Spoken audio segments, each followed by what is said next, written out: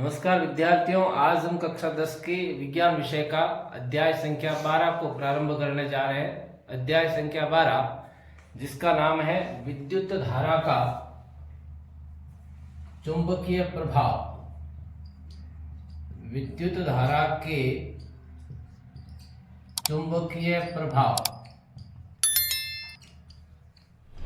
हमने पिछले पाठ के अंदर यानी जो अपना अध्याय था 11वां, जिसके अंदर हमने विद्युत धारा का एक प्रभाव पढ़ा था जिसके अंदर तापीय प्रभाव था। ठीक वैसे ही विद्युत ऊर्जा का जब रूपांतरण चुंबकीय ऊर्जा या चुंबकीय प्रभाव के रूप में जब होता है तो उसको हम कहेंगे विद्युत धारा के चुंबकीय प्रभाव। इसको हम विस्तारित रूप से इस पाठ के अंदर पढ़ेंगे। क्या क्या टॉपिक है इस पाठ के अंदर, उससे पहले बता दूं, यहाँ इस पाठ का जो अंक भार है वो है 6 और प्रश्न आएंगे इसके अंदर कितने? 4, जिसके अंदर पहला प्रश्न रहेगा वस्तुनिष्ठ प्रकार का एक अंक का, एक प्रश्न आएगा अति लघुतरात्मक प्रकार का 1 नंबर का, और 2 प्रश्न आएंगे लघुतरात्मक प्रकार के और प्रत्येक 2-2 अंक के, यानी टोटल 4 अंक। तो 4 क्वेश्चन आएंगे और अंक भार रहेगा कितना? 6। अब इस पाठ के अंदर हमें क्या पढ़ना है? सबसे पहली बात आती है कि यहाँ पर विद्युत धारा के चुंबकीय प्रभाव को परिभाषित करें तो किस प्रकार से करेंगे। तो सबसे पहले थोड़ी सी जानकारी प्राप्त कर लेते हैं चुंबक की। चुंबक क्या होता है? चुंबक वह भौतिक वस्तु होती है जो लोह तथा लोह युक्त वस्तुओं को अपनी तरफ आकर्षित करती है। सामान्यतः आपने पिछली छोटी कक्षाओं में पढ़ा होगा कि कुछ इस प्रकार की यह भौतिक वस्तु होती है जिसके अंदर एक वो सिरा होता है जो उत्तरोन्मुखी होता है या उत्तरी दिशा को निरूपित करता है, जिसको हम एन ध्रुव कहते हैं। क्या कहते हैं? और एक जो दक्षिणोन्मुखी या दक्षिण दिशा को निरूपित करता है, उस ध्रुव को हम क्या कहते हैं? एस ध्रुव। चुंबक के ये जो ध्रुव होते हैं, इन ध्रुवों पर चुंबक का प्रभाव कुछ ज्यादा होता है बीच वाले क्षेत्र की अपेक्षा। अब यहां पर ये जो चुंबक है, इस चुंबक का क्या दायरा रहेगा? कहां तक वो क्षेत्र है जहां तक ये चुंबक लोह या लोह युक्त वस्तुओं को अपनी तरफ आकर्षित कर रही है। वह क्षेत्र जिसके अंदर लोह या लोह युक्त वस्तु प्रवेश करती है तो उसके ऊपर इस चुंबक का प्रभाव हमें प्रतीत होने लग जाता है। उस क्षेत्र को हम कहते हैं चुंबकीय क्षेत्र। क्या कहते हैं इसको? चुंबकीय क्षेत्र। और ये चुंबकीय क्षेत्र किस कारण से उत्पन्न होता है उसकी भी चर्चा इसी पाठ के अंदर करेंगे।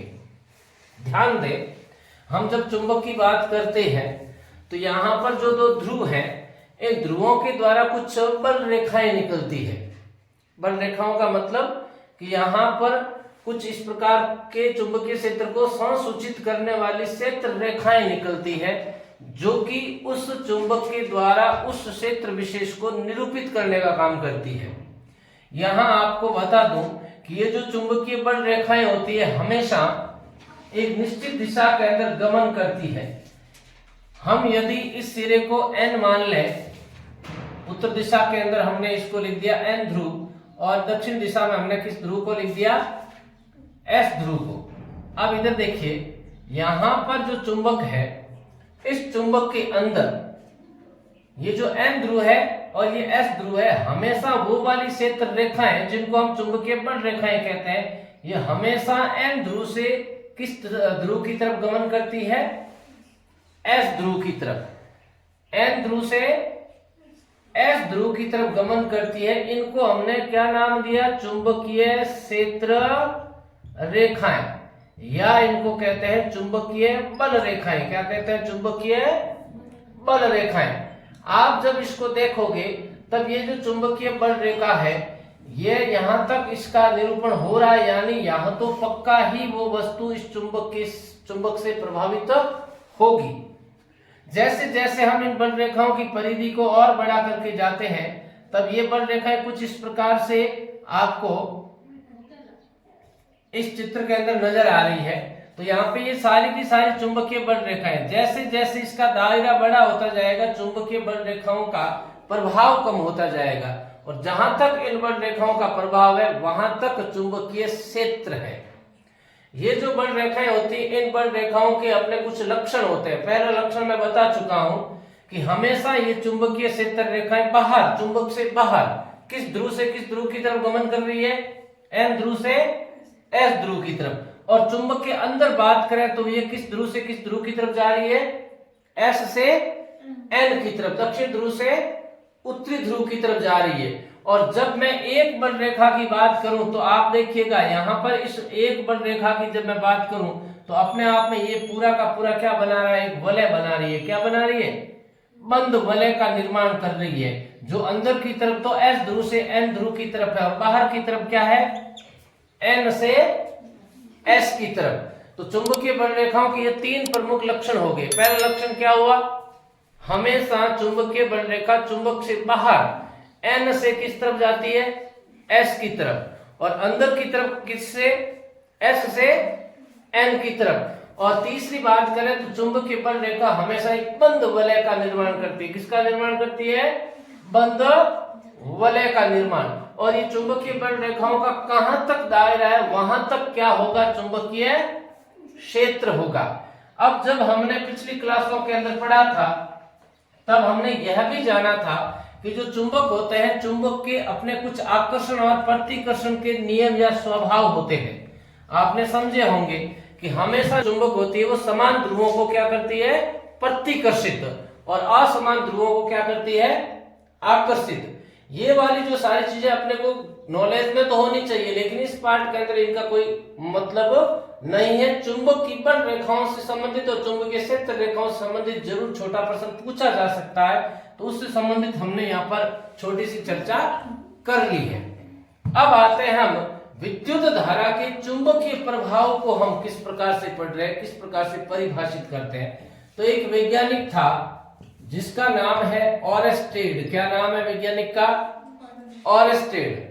समझिएगा ऑरेस्टेड ने क्या कहा, जैसे कि मान लिया मैंने कोई विद्युत परिपथ लिया, पिछले पार्ट के अंदर आपने विद्युत परिपथ को समझा था ना, विद्युत परिपथ को समझा था ना, जिसके अंदर हमने यहाँ पर विद्युत धारा को उत्पन्न करने वाला स्रोत लगा दिया, जिसको हमने बैटरी कहा है, जिसके दो सिरे हो गए, एक हो गया प्लस और एक क्या हो गया, एक हो गया प्लस और एक क्या हो गया, माइनस। यहां पर हम बैटरी लगा देते हैं और यहां पर चलिएगा हमने कुंजी लगा दी। कुंजी क्या करेगी, विद्युत धारा को प्रवाहित करना और नहीं करना निर्धारित करती है इसके ऑन ऑफ होने से। अब यहां पर चलिएगा हमने कुंजी को ऑन कर दिया तो धारा किस दिशा से किस दिशा की तरफ जाएगी, प्लस से माइनस की तरफ। यही कुछ इस परिपथ के अंदर होगा। हम धारा को मापने के लिए कौन सी युक्ति को लगाया था, अमीटर को। तो अमीटर यहाँ पर किस क्रम में लगता है, हमेशा श्रेणी क्रम के अंदर, बताया था ना पिछले पार्ट के अंदर। और इस बैटरी का विभव क्या होगा, वोल्टेज क्या होगा, इसके लिए हमने वोल्टमीटर लगाया था इसके समांतर क्रम संयोजन के अंदर। ऐसा ही कुछ परिपथ पढ़ा था ना। चलिएगा इन बातों को हम पिछले पार्ट तक छोड़ देते हैं। अब देखिएगा ये जो आपको परिपथ नजर आ रहा है, जिसके अंदर हमने कुंजी को ऑन कर दिया, विद्युत धारा प्रवाहित होना शुरू हो गई है ना। अब इस ऑरेस्टेड वैज्ञानिक ने एक घटना देखी। क्या घटना देखी कि इस परिपथ के नजदीक यदि हम कंपास की सुई रखें, किसकी सुई रखें, कंपास की सुई रखें, तो ये जो कंपास की सुइया है इसके अंदर विक्षेपण पैदा होता है। जो कंपास की सुई 0 पर होनी चाहिए या फिर बिल्कुल अविचलित होनी चाहिए, जो कि विचलन केवल और केवल चुंबक के द्वारा होता है। कंपास की सुई के अंदर विक्षेपण केवल और केवल किसके द्वारा होता है, चुंबक के द्वारा। यहां कोई चुंबक नहीं है, केवल क्या है, यहां पे विद्युत धारा का परिपथ है, ठीक है ना। जैसे ही हम यहाँ धारा का प्रवाह चालू करते हैं, चालू करते ही इस सुई में विक्षेपण पैदा होता है। क्या होता है, ये सुइया जो यहाँ थी ये मूवमेंट करती हुई इस तरफ मुड़ने शुरू हो जाएगी, मुड़ करके इस तरफ चली जाएगी। कहने का मतलब हुआ इस सुई के अंदर विक्षेपण हो रहा है और वह विक्षेपण केवल और केवल चुंबक के कारण होता है, जबकि यहाँ चुंबक है ही नहीं, फिर भी विक्षेपण हो रहा है। इसका मतलब यह जो विक्षेपण है यहाँ पर उत्पन्न चुंबकीय क्षेत्र के कारण हुआ है, और चुंबकीय क्षेत्र उत्पन्न कौन कर रहा है? ये वाला विद्युत परिपथ उत्पन्न कर रहा है। तो ऑरेस्टेड ने इसी घटना को देख करके एक परिभाषा दी। क्या दी? कि जब किसी विद्युत परिपथ के अंदर धारा प्रवाहित करते हैं तो उस परिपथ के चारों ओर एक क्षेत्र उत्पन्न होता है जो कंपास की सुई में विक्षेपण पैदा करता है, और इसी क्षेत्र को हम कहते हैं चुंबकीय क्षेत्र। क्या कहते हैं इसको? चुंबकीय क्षेत्र। और विद्युत धारा के द्वारा चुंबकीय क्षेत्र उत्पन्न होने की घटना क्या कहलाती है? विद्युत धारा का चुंबकीय प्रभाव। वापस बताऊं, जब किसी परिपथ के अंदर धारा प्रवाहित करते हैं तो उस परिपथ के चारों ओर चुंबकीय क्षेत्र उत्पन्न होता है, और उसी चुंबकीय क्षेत्र के कारण नजदीक रखी हुई कंपास की सुई में क्या उत्पन्न होता है?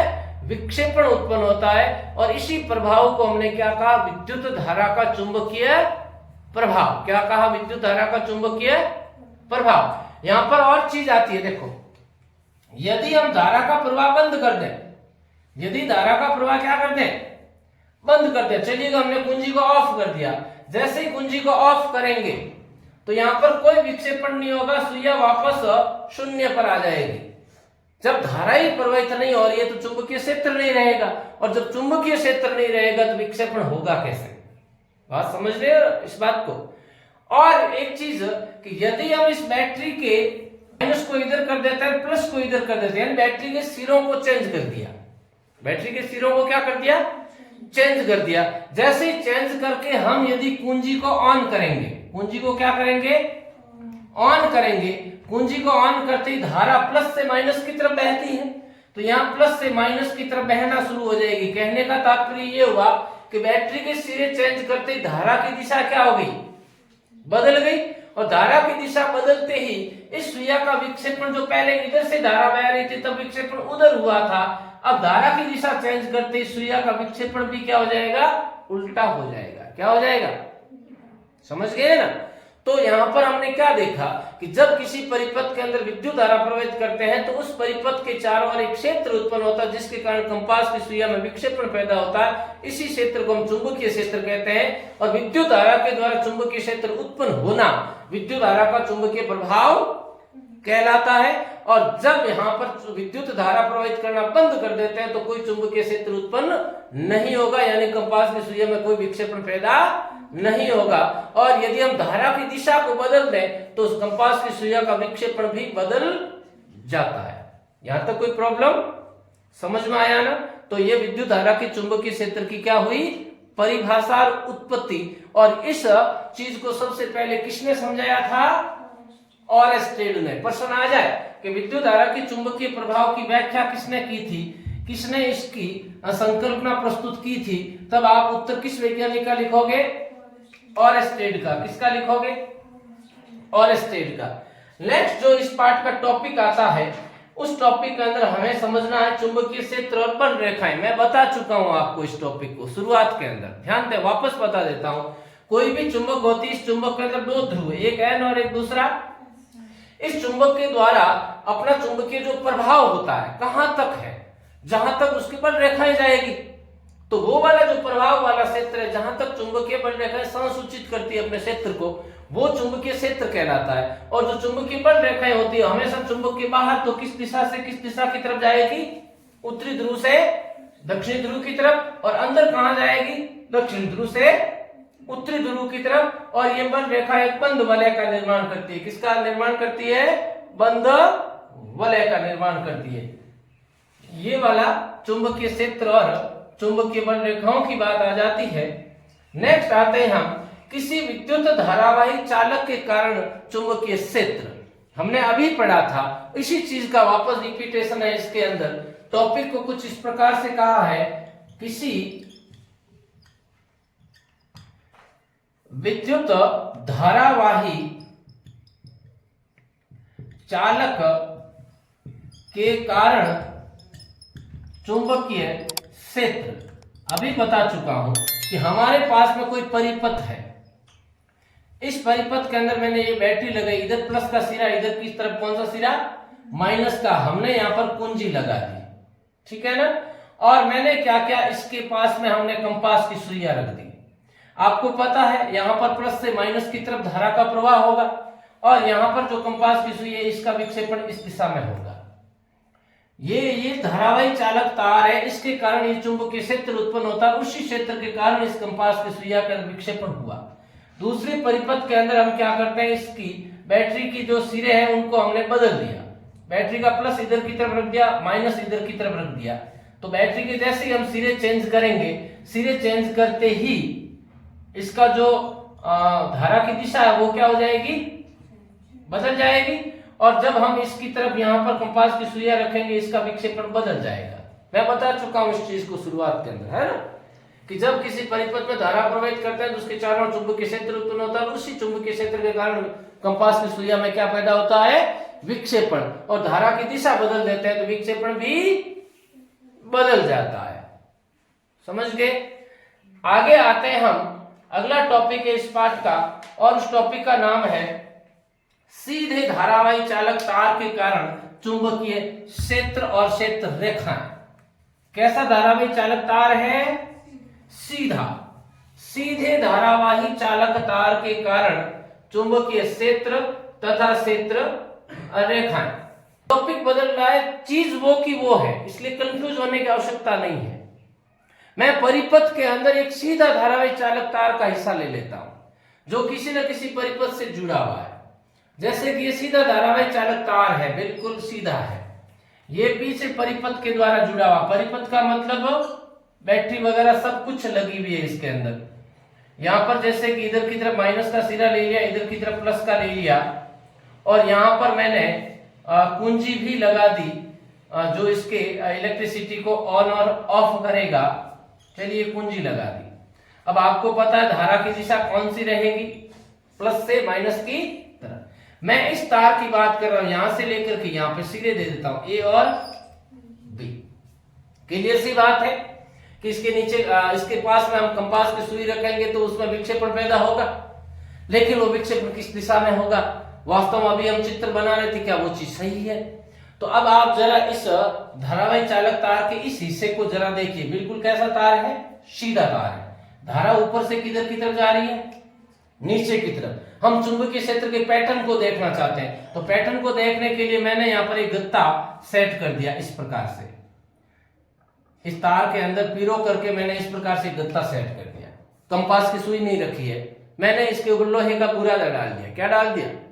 अब सीधी सी बात है कि जब कंपास की सुइया विक्षेपित होती है, इसका मतलब चुंबक निर्मित हो रही है ना, तो यहां पर लोहे का बुरादा डालेंगे तो वो भी तो क्या होगा, उस चुंबकीय प्रभाव के कारण प्रभावित होगा कि नहीं होगा? बताइए, लोहे का बुरादा प्रभावित होगा कि नहीं होगा? क्योंकि यहाँ पे क्या उत्पन्न हो रही है, चुंबक उत्पन्न हो रही है।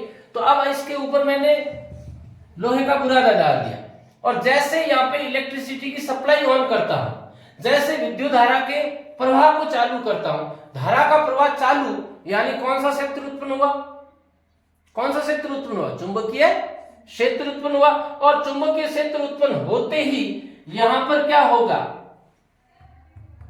यहां पर क्या होगा, लोहे के बुरादे का मूवमेंट होगा। किसके कारण? चुंबकीय क्षेत्र के कारण। तो यहां पर जो लोहे का बुरादा डाला था वो एक विशेष पैटर्न के अंदर घूमना शुरू हो जाएगा, और घूम करके इस प्रकार से वलय के रूप में एडजस्ट होना शुरू हो जाएगा, और लोहे के बुरादे की घूमने की दिशा कुछ इस प्रकार से रहेगी। ध्यान से समझिएगा, धारा ऊपर से नीचे आ रही है, लोहे के बुरादे का यह सर्किल बन रहा है। यहाँ पर इस प्रकार से लोहे के बुरादे का क्या बनेगा, सर्किल का निर्माण होगा, और उसकी दिशा का मोमेंट ये रहेगा। कौन सा मोमेंट रह रहा है, ये वाला। इधर समझिएगा, मैं दोनों ध्रुवों की बात कर लेता हूं। ये एन ध्रुव जिसको हम कहते हैं वाम पक्ष, कौन सा पक्ष, ये कौन सा ध्रुव, एस ध्रुव, जिसको कहते हैं हम दक्षिण पक्ष या दक्षिण ध्रुव। थोड़ा सा मैं इस एन को थोड़ा स्टाइलिश में लिख दूं, ये एन ही नजर आ रहा है ना आपको, और एस है ना ये। अब जरा आप इसकी तुलना, इस मूवमेंट की तुलना दोनों से करें। कौन सा दिख रहा है आपको, ये वाला घुमाव दिख रहा है कि ये वाला घुमाव दिख रहा है, एस वाला घुमाव दिख रहा है या एन वाला दिख रहा है, एस वाला दिख रहा है। कौन सा घुमाव दिख रहा है, एस वाला। तो यहां पर कहने का घूमने की जो दिशा होगी वो कौन सी दिशा होगी, दक्षिणावर्त होगी। कौन सी होगी दिशा, दक्षिणावर्त वृत्त घुमाव होगा। समझ गए ना? और यदि मैं यहां बैटरी के सिरे चेंज कर दूं, बैटरी का सिरा मैंने प्लस इधर कर दिया, माइनस इधर कर दिया, और मैंने कुंजी को हटा करके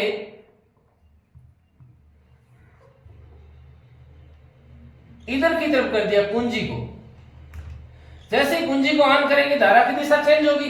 क्यों दिशा क्यों चेंज होगी? क्योंकि हमने बैटरी के सिरे चेंज कर दिए। अब समझिएगा, पिछले चित्र के अंदर हमने क्या देखा? धारा ऊपर से नीचे की तरफ आ रही थी, लेकिन अब हम क्या देख रहे हैं? धारा नीचे से ऊपर की तरफ जा रही है। जैसे ही धारा की दिशा चेंज की, यहां पर जो लोहे की बुरादा डाला था, लोहे के जो छोटे छोटे कण हैं, उनके मूवमेंट की दिशा भी चेंज हो जाएगी। इनका घुमाव अब कुछ इस प्रकार से होना शुरू हो जाएगा। अब जरा इस घुमाव को इन दोनों से तुलना करो, कौन सा घुमाव है? एन की तरह है कि एस की तरह है? जरा तुलना करिए, कौन सा घुमाव है? एन की तरह। देखो इधर ये इस प्रकार से घूम रहा है ना, समझ गए ना? यही कुछ घुमाव है कि नहीं है रे? तो ये एन की तरह घुमा हुआ, इसलिए यहां पर अब जो ध्रुव बनेगा या फिर इसका जो घुमाव होगा वो कौन सा घुमाव होगा? वामावृत्त। कौन सा घुमाव होगा? वामावृत्त। तो जैसे हमने दिशा चेंज की बैटरी के सिरों की या धारा की दिशा चेंज की, यहां पर इसकी जो चुंबकीय क्षेत्र का जो पैटर्न था, उस पैटर्न की दिशा भी क्या हो गई? चेंज हो गई। अब आते हैं, हम समझते हैं कि धारा की दिशा के अनुसार चुंबकीय क्षेत्र रेखाओं की दिशा का पैटर्न किस प्रकार से हम समझ सकते हैं। और इसको समझने के लिए हम एक नियम की चर्चा करते हैं, और वो नियम है, उस नियम को हम कहेंगे दक्षिण हस्त अंगुष्ठ नियम। क्या नियम है? दक्षिण हस्त अंगुष्ठ नियम। परीक्षा में प्रश्न आता है दक्षिण हस्त अंगुष्ठ नियम क्या है और इसके अंदर हम क्या समझते हैं। मैं अभी आपको बता चुका हूं कि जब किसी धारावाही चालक तार के अंदर धारा प्रवाहित करते हैं तो उसके कारण जो चुंबकीय क्षेत्र उत्पन्न होता है, और उस चुंबकीय क्षेत्र के अंदर जो बल रेखाएं होती है उनकी एक विशेष दिशा होती है, और उसी दिशा के कारण अलग अलग मूवमेंट होता है कंपास की सुइया के अंदर, या अलग अलग दिशा में मूवमेंट होता है लोहे के बुरादे का। हम यहां पर समझेंगे इस नियम से कि धारा की दिशा फलां हो तो कौन सा मूवमेंट होगा, फलां दिशा हो तो कौन सा मूवमेंट होगा। और इस मूवमेंट को समझने के लिए हम हाथ यूज में लेंगे अपना, कौन सा? दक्षिण हाथ। दक्षिण का मतलब कौन सा हाथ? दायां हाथ। कौन सा हाथ? दायां हाथ यूज में लेंगे। ये हाथ है कौन सा? दायां। और यहां पर दायां हाथ का कौन सा अंग दिया है? अंगुष्ठ यानी अंगूठा। तो हमें करना क्या है, इसके अंदर लिखना क्या है? जब हम हमारे दाएं हाथ के अंगूठे को खड़ा रखें, समझे इधर, जब हम हमारे दाएं हाथ के अंगूठे को खड़ा रखें और बाकी चारों उंगलियों को मुड़ी हुई अवस्था में रखें, तो ये खड़ा अंगूठा धारा की दिशा बताएगा। किसकी दिशा बताएगा? धारा की दिशा। और मुड़ी हुई अंगुलियां बताएगी चुंबकीय बल रेखाओं की दिशा। और उन्हीं चुंबकीय बल रेखाओं की दिशा के कारण चुंबकीय क्षेत्र की दिशा निर्धारित होगी। जब हम इसका चित्र बनाते हैं, जरा आप विचार करके इस चित्र को बनाने का प्रयास करें। परीक्षा में जब ये टॉपिक आएगा तो आपको चित्र बनाना पड़ सकता है। तो कुछ इस प्रकार से इन उंगलियों को मुड़ा हुआ आपको बताना, 4 ही उंगलियां बनाना, ज्यादा मत बनाना, 5 नहीं होती। कितनी होती है उंगलियां अपने? 4 ही होती है। तो कुछ इस प्रकार से ये वाला जो अंगूठा है ये किसकी दिशा बता रहा है? धारा की। और ये मुड़ी हुई अंगुलियां किसकी दिशा बता रहा है? चुंबकीय क्षेत्र की। अब आप जरा विचार करिएगा, ये जो आपको मूवमेंट नजर आ रहा है, ये वाला मूवमेंट एन टाइप का है या एस टाइप का है? जरा इसको तुलनात्मक रूप से देखिएगा। ये वाला मूवमेंट कौन सा है? एन टाइप का। कौन सा मूवमेंट है? एन टाइप का। और जैसे ही हम इसका हाथ की स्थिति उल्टी करते हैं, अंगूठा नीचे करते हैं, जैसे ही हम अंगूठे को नीचे करेंगे तो घुमाव इस दिशा में हो जाएगा उंगलियों का। होगा कि नहीं होगा? तब कौन सी दिशा का घुमाव होगा? एस दिशा में। तो ठीक वही चीज हमने देखी, धारा की दिशा बदली, चुंबकीय क्षेत्र की दिशा बदल गई, और ये नियम बता भी रहा है।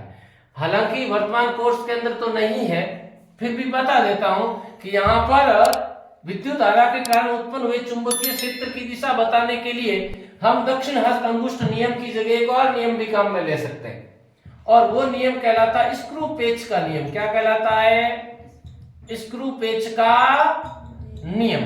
आपने इस प्रकार से स्क्रू पेच देखा होगा दीवार के अंदर, या फिर कई सारे जो भी अपने घरों के अंदर फर्नीचर वगैरह लगाते हैं उसमें कसने के लिए आता है, ऐसा काम में स्क्रू आता है ना, जिसको हम कसते हैं पीछे पेचकस लगा करके, है ना। तो स्क्रू का जो अगला वाला नॉक है, ये नॉक जिस दिशा में जा रही है या आ रही है, जब कसेंगे तब तो जा रही होगी, और जब खोलेंगे तब वो आ रही होगी। और कसते समय आपके पेचकस का घुमाव और खोलते समय पेचकस का घुमाव अलग होगा, सेम होगा? अलग होगा ना। तो जिस तरफ नॉक की दिशा जा रही है, अंदर जा रही है, और जो घुमाव है, तो स्क्रू पेच भी कुछ इसी प्रकार का नियम बताता है कि जिस तरफ वो गतिमान है वो तो रहेगी धारा की दिशा, और जिधर की तरफ वो घूम रहा है वो होगी चुंबकीय बल रेखाओं की दिशा। आगे आता है इस पाठ के अंदर ये वाला जो दक्षिण हस्त अंगुष्ठ नियम है, ये काफी अपना महत्व रखता है। इसके ऊपर भी प्रश्न बन सकता है। इस पाठ के अंदर आपने देखा कि 2 लघुतरात्मक प्रकार के प्रश्न आएंगे 2-2 नंबर के, तो जरूर ये प्रश्न बोर्ड के अंदर बन सकता है 2 नंबर का। यदि प्रश्न आ जाए कि दक्षिण हस्त अंगुष्ठ नियम क्या है समझाइए, तो आपको नियम लिखना भी और चित्र भी बनाना है। नियम भी लिखना और चित्र भी बनाना है। आगे आते हैं हम, टॉपिक आता है हमारा, अभी हमने सीधे धारावाही चालक तार के कारण विद्युत धारा के कारण उत्पन्न हुए चुंबकीय क्षेत्र की बात की थी। अब आता है वृत्ताकार पास के कारण उत्पन्न चुंबकीय क्षेत्र। अब तार का कैसा रूप है? वृत्ताकार पास। हमारे पास जो सीधा तार था उसको हमने क्या किया? वलय के रूप में मोड़ दिया, कुछ इस प्रकार से। इस तार के सिरे को हमने कुछ इस प्रकार से वलय बना दी। क्या बना दी? वृत्ताकार पास बना दिया, वलय बना दिया, रिंग बना दी। तो इसके कारण चुंबकीय क्षेत्र की दिशा कैसी होगी? हमने इसके दोनों सिरों को बैटरी से जोड़ दिया। चलिएगा, हमने ये चलिए बैटरी से इसको कनेक्ट कर दिया। इधर की तरफ प्लस का सिरा, इधर की तरफ माइनस का सिरा। धारा जाएगी, जैसे कुंजी को ऑन करेंगे, किस दिशा से किस दिशा की तरफ जाएगी? प्लस से माइनस की तरफ जाएगी। कुछ इस प्रकार से धारा की दिशा रहेगी ना। अब आप जब यहां पर चुंबकीय क्षेत्र की दिशा देखोगे, किस नियम के अनुसार? दक्षिण हस्त अंगुष्ठ नियम के अनुसार। जब इस सिरे पर आप धारा की दिशा देखना चाहोगे, तब यहां पर जो इस चुंबकीय क्षेत्र रेखाओं का जो घुमाव होगा, और इस बिंदु पर जब आप चुंबकीय क्षेत्र रेखाओं का जब घुमाव देखोगे, तब दोनों के अंदर घुमाव में अंतर होगा। क्योंकि यहां पर जब देखेंगे धारा उधर जा रही है, यहां जब देखोगे धारा इधर आ रही है, तो दोनों सिरों के ऊपर धारा चुंबकीय बल रेखाओं का घुमाव अलग होगा।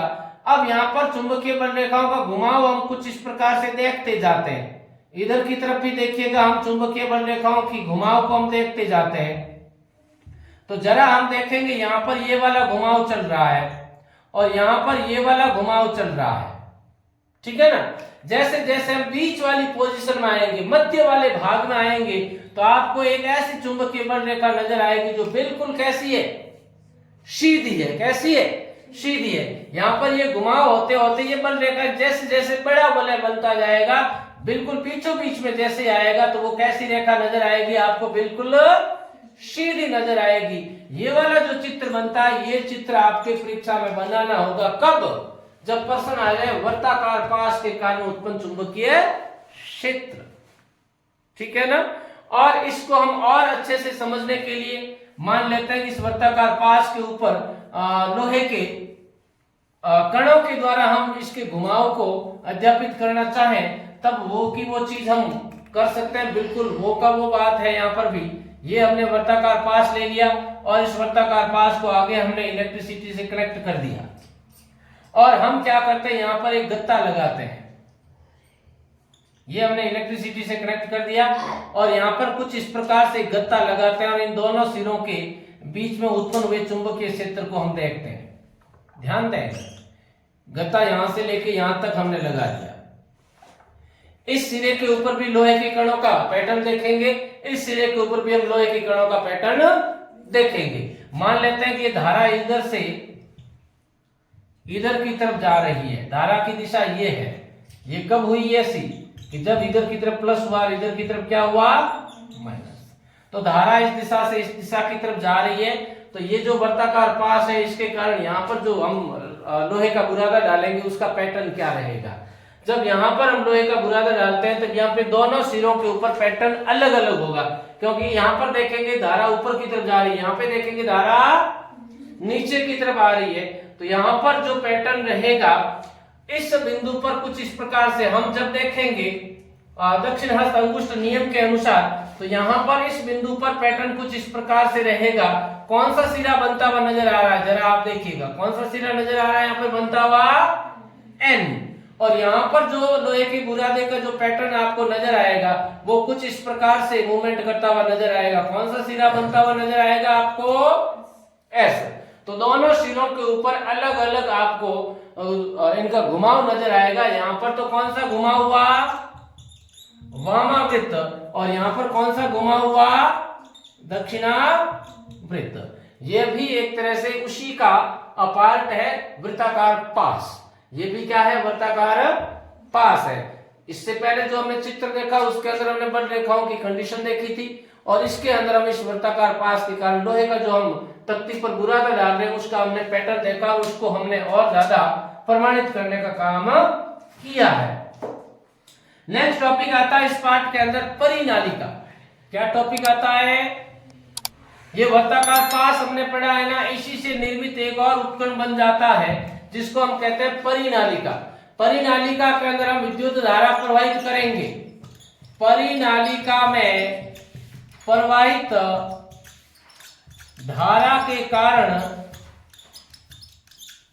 उत्पन्न चुंबकीय क्षेत्र, समझे भैया। आपने वृत्ताकार पास पढ़ा है, जरा आप देखिएगा ये क्या है, वृत्ताकार पास। चलिएगा, इस वृत्ताकार पास के नजदीक एक और पास बना दिया। इस प्रकार से अनेक सारी जब हम कुंडली निर्मित कर देते हैं उस तार से, जिसको सामान्य भाषा में स्पेरिंग कहते हैं। क्या कहते हैं इसको, हम स्पेरिंग कहते हैं। जब अनेक सारे फेरे लगाते हुए हम अनेक सारे वृत्ताकार पास एक ही तार के द्वारा जब बना देते हैं तो इसको हम कहते हैं परिनालिका। क्या कहते हैं इसको, परिनालिका।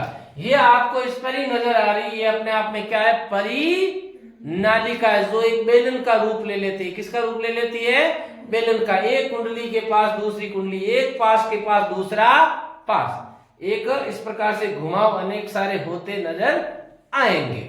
यहाँ पर इस पास के अंदर अलग प्रकार से पैटर्न होगा, इस पास के अंदर अलग पैटर्न होगा, इस पास के अंदर अलग पैटर्न होगा। लेकिन जब हम इसके अंदर विद्युत धारा को प्रवाहित करते हैं तो इस परिनालिका के अंदर हम क्या देखते हैं कि ये परिनालिका अपने आप में खुद एक आदर्श चुंबक की भांति काम करने लग जाती है। किसका काम करने लग जाती है, आदर्श चुंबक का काम करने लग जाती है। कहने का तात्पर्य हुआ इस परिनालिका का एक सिरा बन जाएगा एन ध्रुव और दूसरा सिरा बन जाएगा कौन सा ध्रुव, एस ध्रुव। और परिनालिका खुद एक चुंबक की भांति काम करेगी। जब इस परिनालिका के अंदर हम लोहे की कोई रॉड डालेंगे या लोहे की कोई छड़ डालेंगे तो लोहे की छड़ चुंबक की तरह काम करने लग जाएगी। उससे हम कोई भी लोह युक्त वस्तु को चिपकाने की कोशिश करेंगे, आराम से वो चिपक जाएगी। कब चिपकेगी, जब क्या प्रवाहित होगी, इसके अंदर धारा प्रवाहित होगी। और जब धारा का प्रवाह बंद कर देंगे तो इसके अंदर डाली गई लोहे की रॉड से कोई लोहे की वस्तु नहीं चिपकेगी। यानी जब तक प्रवाहित धारा है तब तक इसके अंदर चुंबकीय क्षेत्र है और ये चुंबक बनी रहेगी। जब धारा का प्रवाह बंद हो जाएगा तो यह भी चुंबक बनना जारी नहीं रखेगी। इस प्रकार की चुंबक को हम कहते हैं विद्युत चुंबक। क्या कहते हैं इसको, विद्युत चुंबक। और आप याद रखें, परीक्षा में प्रश्न आता है कि विद्युत चुंबक के उपयोग कहां-कहां होते हैं। तो यह जो विद्युत चुंबक हमने निर्मित की है, इस विद्युत चुंबक के उपयोग अनेक सारे क्षेत्रों में होता है। जिसमें एक आता है विद्युत क्रेन। क्या आता है? विद्युत क्रेन। बड़े बड़े लोहे के कंटेनर है, बड़े बड़े मान लेते हैं कोई रेलगाड़ी के डिब्बे हैं, उनको उठाने के लिए इस क्रेन का यूज आता है। यहाँ पर एक और यूज आता है विद्युत घंटी के अंदर। किसमें आता है? विद्युत घंटी के अंदर, टेलीफोन घंटी के अंदर। बहुत सारे ऐसे उपकरण होते हैं जिनके अंदर हम किसका यूज लेते हैं? विद्युत चुंबक की। जब धारा प्रवाहित होगी तो ये चुंबक की भांति काम करेगी, और धारा प्रवाहित नहीं होगी तो ये चुंबक की भांति काम नहीं करेगी। तो यहाँ पर विद्यार्थियों हमने इस पाठ के जो मूल बिंदु थे उनके ऊपर हमने चर्चा कर ली है, लगभग सारे बिंदुओं के ऊपर। लेकिन अब दो बिंदु इस पाठ के अंदर शेष रहते हैं कि यहाँ पर जब हम किसी परिपथ के अंदर धारा प्रवाहित करते हैं, ध्यान से सुने, जब किसी परिपथ के अंदर धारा प्रवाहित करते हैं तो उस प्रवाहित धारा के कारण एक क्षेत्र उत्पन्न होता है। उस क्षेत्र का नाम हमने क्या दिया? विद्युत चुंबकीय क्षेत्र। और जब वो क्षेत्र उत्पन्न होगा तो साथ में एक तीसरा कारक भी काम करेगा, और उस कारक को कहते हैं बल। अब चुंबक क्षेत्र उत्पन्न हुआ इस प्रकार से, यहाँ पे चूंकि चुंबकीय क्षेत्र उत्पन्न हुआ है, इसलिए यहाँ पर जो बल उत्पन्न होगा उस बल को हम क्या नाम देंगे? चुंबकीय बल। क्या नाम देंगे इसको? चुंबकीय बल। तो किसी परिपथ के अंदर जब हम धारा प्रवाहित करेंगे तो उसके चारों ओर चुंबकीय क्षेत्र उत्पन्न होता है, और उस चुंबकीय क्षेत्र के कारण वहां पे एक बल प्रभावी हो जाता है, उसको हम कहते हैं चुंबकीय बल। क्या वास्तव में बल प्रभावी होता है? इसको समझने के लिए एक छोटा सा प्रयोग दे रखा है, उस प्रयोग की हम चर्चा करते हैं। हमने कुछ इसको समझने के लिए इस प्रकार की एक व्यवस्था की है। एक स्टैंड लगाया और स्टैंड को हमने यहाँ पर इलेक्ट्रिसिटी को आगे फ्लो करते हुए परिपथ का निर्माण करते हुए हमने इसके अंदर इस प्रकार से लटकती हुई विद्युत चुंबक को एडजस्ट किया। यहाँ पर एक लटकती हुई विद्युत चुंबक है, बिल्कुल ये परिनालिका बना सकते हैं, या फिर इस प्रकार से ये चुंबक लटक रही है बिल्कुल स्वतंत्र रूप से, ठीक है ना। अब हमने इसके पास में हमने घुड़नाल चुंबक को यूज में लिया है। नाल चुंबक कहते हैं इसको, यू आकार की, जिसका मान लेते हैं ये एन सिरा और ये कौन सा सिरा है? एस सिरा है। अब जैसे ही इसके अंदर इलेक्ट्रिसिटी को प्रवाहित करेंगे, जब तक इलेक्ट्रिसिटी प्रवाहित नहीं होगी तब तक ये लटकती हुई चुंबक कोई मूवमेंट नहीं करेगी, क्योंकि ये चुंबक बनी नहीं। जब चुंबक बनी नहीं तो इस घुड़नाल चुंबक से ये प्रभावित नहीं होगी। लेकिन जैसे विद्युत धारा प्रवाहित करेंगे तो ये वाली जो चुंबक हमने निर्मित की है, जिसको हमने विद्युत चुंबक कहा है, यह विद्युत चुंबक इस घुड़नाल चुंबक के प्रभाव में आकर के मूवमेंट करेगी, इस पर धक्का लगेगा। तो यह धारा, तो यहां पर धारा की बात हो गई, चुंबकीय क्षेत्र की बात हो गई, और इस पर धक्का लगेगा, और वो बात आ जाती है किसकी? चुंबकीय बल की। यानी तीसरा घटक यहाँ पे और पैदा हो रहा है, चुंबकीय बल। और यहाँ पर धारा की दिशा के अनुसार चुंबकीय क्षेत्र की दिशा हमने किस नियम से पता लगाई? दक्षिण हस्त अंगुष्ठ नियम से। अब बल की दिशा का निर्धारण करने के लिए हमें एक और नियम पर जाना होगा, और उस नियम को हम कहते हैं फ्लेमिंग का, क्या है? फ्लेमिंग का वाम हस्त नियम। फ्लेमिंग का वाम हस्त नियम। उस तरह जब हमने दक्षिण हस्त नियम की बात की तब कौन सा हाथ था? दायां हाथ था। यहां हम किस हाथ की बात कर रहे हैं? बाएं हाथ की। किसकी बात कर रहे हैं? बाएं हाथ की। ध्यान से समझें, फ्लेमिंग के वाम हस्त नियम में क्या कहा है? फ्लेमिंग का क्यों कहते हैं? हाथ तो हमारा भी यूज में ले रहे हैं हम, इसलिए क्योंकि सबसे पहले इस वैज्ञानिक ने बताया था। तो इसके अंदर क्या लिखना आपको कि यदि हम हमारे बाएं हाथ के, ध्यान से सुने, यदि हम हमारे बाएं हाथ के अंगूठा, तर्जनी और मध्यमा, इन अंगुलियों के नाम होते हैं ना, इसको क्या कहते हैं? अंगूठा। इसको क्या कहते हैं? तर्जनी। इसको क्या कहते हैं? मध्यमा। इसको क्या कहते हैं? बोलिए क्या कहते हैं? नहीं पता? बस अनामिका। और इसको कहते हैं कनिष्ठा। क्या कहते हैं? कनिष्ठा। क्या है? अंगुष्ठ, तर्जनी, मध्यमा, अनामिका, कनिष्ठा। तो ये जो अपनी 5 उंगलियां होती, इनमें से केवल 3 उंगलियों को यूज में लेना। केवल कितनी उंगलियों को? 3 को। ये जो 3 उंगलियां हैं इनको परस्पर 90 डिग्री की अवस्था में रखें, लंबवत रखें, ऐसे। ध्यान दें, जब अंगूठे और तर्जनी की बात करें, दोनों के बीच में 90 डिग्री का कोण बनना चाहिए। जब हम तर्जनी और मध्यमा की बात करें, इनके मध्य भी 90 डिग्री का कोण बनना चाहिए। और जब अंगूठे और मध्यमा की बात करें, तब भी कितना डिग्री का कोण बनना चाहिए? 90 डिग्री का। तो इस प्रकार से यदि हम अपने अंगूठे को, तर्जनी को और मध्यमा को किस प्रकार से रखें? परस्पर लंबवत रखें, परस्पर लंबवत रखें। जैसे कि मैं इसका चित्र बना रहा हूं, देखो इधर, यहां पे परीक्षा के अंदर आप बिल्कुल इस हाथ को देखकर बना सकते हो, आपको कोई नहीं कहेगा नकल कर रहा है, ठीक है ना, क्योंकि यहां पर कोई नकल नहीं है। आप इस पोजीशन को बिल्कुल इस प्रकार से आप बना रहे हो। ये देखिएगा, ये क्या है? अंगूठा। ये क्या है? तर्जनी। और ये कौन सी उंगली? मध्यमा।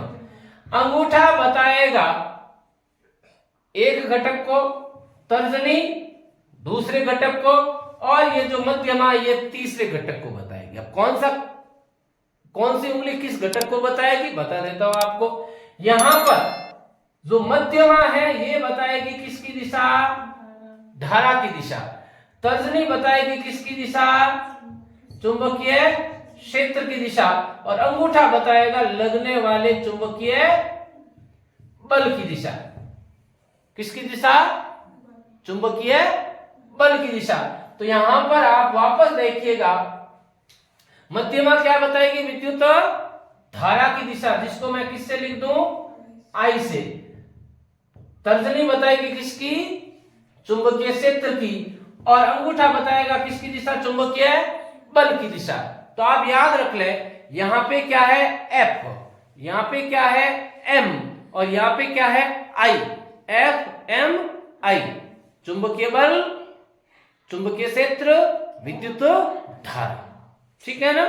जैसे कि मान लेते हैं हम ये कंडीशन रख रहे हैं, तो आप ध्यान रखें, इधर से दीवार की तरफ से धारा आ रही है, उधर की तरफ चुंबकीय क्षेत्र की दिशा होगी और बल लगेगा ऊपरी मुखी। ऊपरी मुखी का मतलब समझते हो? ऊपर की तरफ, ठीक है ना। और जब इस कंडीशन को विपरीत कर देंगे तो बल की दिशा क्या हो जाएगी? अधोमुखी। क्या हो जाएगी? अधोमुखी, यानी नीचे की तरफ। कोई समस्या इस बिंदु में? फ्लेमिंग का वामहस्त नियम, परीक्षा में इससे संबंधित प्रश्न आ जाए तो आप हल करना। अब एक चीज यहाँ पे आपको समझा देता हूं, परीक्षा में प्रश्न आएगा ना तो आपको बताया जाएगा इलेक्ट्रॉन की दिशा फलां है, तो ध्यान रख लेना, इलेक्ट्रॉन की जिधर दिशा होती है धारा की दिशा उससे विपरीत होती है, ठीक है ना। यदि कहें इलेक्ट्रॉन की दिशा ऊपर की तरफ है, इसका मतलब धारा की दिशा किधर है? नीचे की तरफ। तो यहां पर इस पाठ का अंतिम बिंदु आता है, और पाठ का अंतिम बिंदु है घरेलू विद्युत संयोजन या घरेलू विद्युत परिपथ। हम अपने घरों के अंदर विद्युत सप्लाई को जब लेते हैं, अनेक सारी युक्तियों को संचालित करने के लिए घर के अंदर बहुत सारी युक्तियां यूज में लेते हैं। टीवी है, फ्रीज है, कूलर है, और भी नाना प्रकार की युक्तियों को काम में लेते हैं। उनको काम में लेने के लिए हम क्या करते हैं? विद्युत सप्लाई को यूज में लेते हैं। बता देता हूं आपको, मान लेते हैं ये आपका घर है, बहुत सुंदर घर है ना, और ये आपके घर के आगे खंबा लगा है। ये देखिएगा, इस खंबे तक 3 वायर आ रखे हैं। अब इस वायर के नाम, पहला एल है, दूसरा ई है, तीसरा एन है। ध्यान रख लेना इस चीज को, जिससे स्पेलिंग क्या बनी? लेन बनी। क्या बनी? और हम कहते हैं लाइन लाइन लाइन, वो लाइन नहीं, लेन है। एल का मतलब है लाइन, ई का मतलब है अर्थ, एन का मतलब है न्यूट्रल, यानी विद्युत में लाइव जीवित तार है ये, जिसके अंदर क्या फ्लो होता है? करंट फ्लो होता है। ये होता है भू संपर्कित, जो किससे जुड़ा हुआ होता है? जमीन से। और ये क्या है? उदासीन। क्या है ये? हमारे घर के आगे एक मीटर लगा होता है, जिसको हम कहते हैं विद्युत मीटर। क्या कहते हैं? ये हमारे द्वारा यूज में ली जाने वाली धारा का खर्चा, जो भी हमारे द्वारा यूज में लेने वाली जो धारा होती है उसकी गणना करता है ना गणना। हमने पढ़ा है पिछले पाठ के अंदर कि जो ऊर्जा हम खर्च करते हैं उस खर्च की गई ऊर्जा या कार्य का सूत्र होता है शक्ति गुणा समय। याद है कि भूल गए? कार्य या ऊर्जा जो भी हमने यूज में लिए, पिछले पाठ के अंदर हमने ऊष्मीय ऊर्जा के बारे में बात की थी। सूत्र क्या होता है? शक्ति गुणा समय। शक्ति का सूत्र क्या है? P। समय का सूत्र क्या है? T। P को हम किससे लिखते हैं? VI से। आगे क्या है? T। याद करें वापस, V का मतलब क्या होता है? I R। एक I पहले से, तो सूत्र क्या बन जाएगा? I square R T। याद है ना? शक्ति गुणा समय। शक्ति का मात्रक क्या होता है? वाट। समय का मात्रक क्या होता है? सेकंड, तो वाट सेकंड हो गया। और यदि शक्ति किलोवाट में है, समय घंटे में है, तो क्या हो गया? किलोवाट घंटा। तो ये वाला जो मीटर है रीडिंग किस में बताएगा? किलोवाट घंटा। और 1 किलोवाट घंटा को 1 यूनिट कहते हैं। क्या कहते हैं? इसलिए हम अक्सर कहते हैं इतनी यूनिट निकल गई, है ना।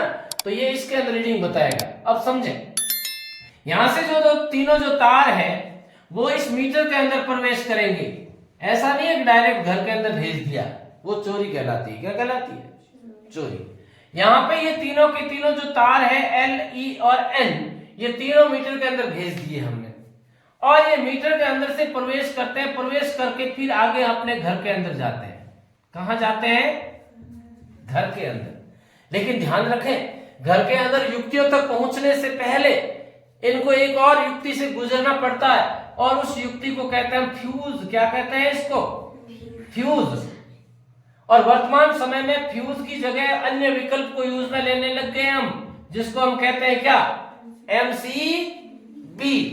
MCB का फुल फॉर्म होता है लघु पथ विच्छेदक। प्रश्न आता है, एक बार बोर्ड में आ चुका है। MCB का full form mini circuit breaker, लघु पथ विच्छेदक। परीक्षा में प्रश्न आ चुका है। MCB मिनी सर्किट ब्रेकर, लघु पथ विच्छेदक।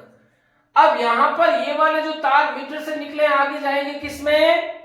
फ्यूज या MCB के अंदर। ये वाला क्या है? एक निश्चित अनुमतांक वाला होता है, एक निश्चित अनुमति तक की धारा आगे जाने देता है। ज्यादा अनुमति से ज्यादा जब धारा आ जाती है तो ये क्या कर देता है? संबंध विच्छेद कर देता है। घर के अंदर आगे सप्लाई को क्या कर देता है? बंद कर देता है, ताकि अपने घर के अंदर लगी युक्तियां उड़े नहीं, नष्ट ना हो, और किसी प्रकार की दुर्घटना से हम क्या कर सकें? बचाव कर सकें।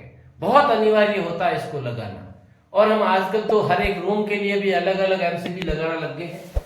इसके बाद में ये आगे सप्लाई हो जाती है, और वो वाला किस क्रम में संयोजन करेंगे हम? बोलिएगा, श्रेणी में या पार्श्व में? बोलिए, पिछले पाठ में पढ़ा है हमने, कौन सा क्रम यूज में लेंगे? श्रेणी या पार्श्व? श्रेणी क्रम संयोजन के अंदर प्रतिरोध अधिकतम से भी अधिक हो जाता है, और समांतर के अंदर प्रतिरोध न्यूनतम से भी न्यून होता है। प्रतिरोध ज्यादा करना अच्छी बात है कि कम? कम ना। प्रतिरोध कम होगा तो धारा ज्यादा बहेगी, धारा ज्यादा आएगी तो युक्तियां अच्छे से काम करेगी ना। इसलिए कौन सा संयोजन करेंगे आगे हम? पार्श्व क्रम। कौन सा? पार्श्व क्रम। तो प्यारे विद्यार्थियों, इस पाठ को मैं यही समाप्त करता हूं अपना। ये पाठ बहुत छोटा सा था, लेकिन अंक भार में देखें तो ये काफी अंकों का वजूद रखता है। लगभग 6 अंकों का पाठ है, 4 प्रश्न आएंगे, और मैंने कोशिश की है इस पाठ के अंदर जितने भी डाउट्स थे आपके, उसको मैंने क्लियर किया। फिर से एक नए अध्याय के साथ मिलते हैं हम कल।